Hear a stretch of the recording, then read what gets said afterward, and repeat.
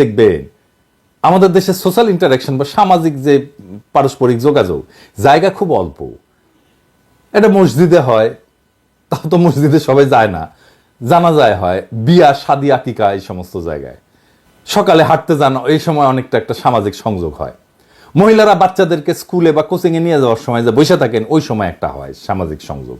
খেয়াল করলে দেখবেন বেশিরভাগ ক্ষেত্রেই বিনিময় বা এক্সচেঞ্জ হয় না, ফলে 6টা সুনির্দিষ্ট জিনিস আমরা অর্জন করতে পারি না। যেমন ধরেন তথ্যের আদান প্রদান, সম্পর্ক গঠনে সাহায্য করা, জ্ঞান এবং দক্ষতার ভাগাভাগি, অর্থনৈতিক বিনিময়, সংস্কৃতি বা ধারণার বিনিময় এবং সামাজিক সমস্যার সমাধানের ক্ষেত্র তৈরি করা। এই জিনিসগুলো হয় না। এর ফলে সমাজকে জাগায় তোলা যায় না সেইভাবে একসাথে।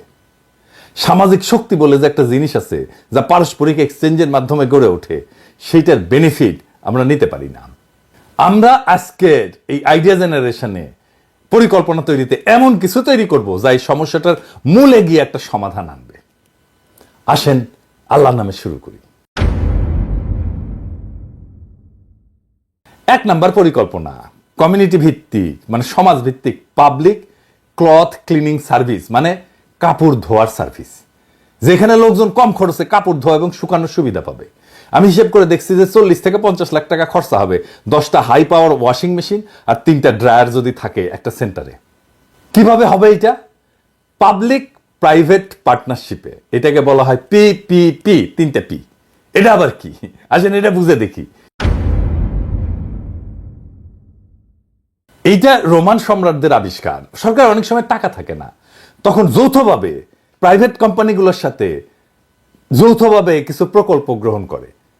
তো এটা রোমান সম্রাটরা শুরু করে। ধরেন একটা ব্রিজ দরকার, সম্রাটের টাকা নাই বা রাজকোষের টাকা খরচা করবে না, সে বলতো ব্যবসায়ীদের যে এই তোমরা যে চাও এইটা ডিজাইন করে দিলাম, এই ডিজাইনে ব্রিজ তৈরি করতে পারো, 10 বছর এই রেটে টোল নিলে তোমার খরচা উঠে যাবে, আমি তোমাকে 20 বছর টোল তুলতে দেব, তারপরে এই ব্রিজের মালিকানা তুমি সম্রাটের হাতে তুলে দিবা। ব্যবসায়ী তার লাভ পাইলো, সরকার একটা সম্পদ পাইলো, মানুষের একটা সমস্যা মিটলো ইমিডিয়েটলি। এই প্রজেক্টগুলো হবে সবগুলো প্রাইভেট পাবলিক পার্টনারশিপে।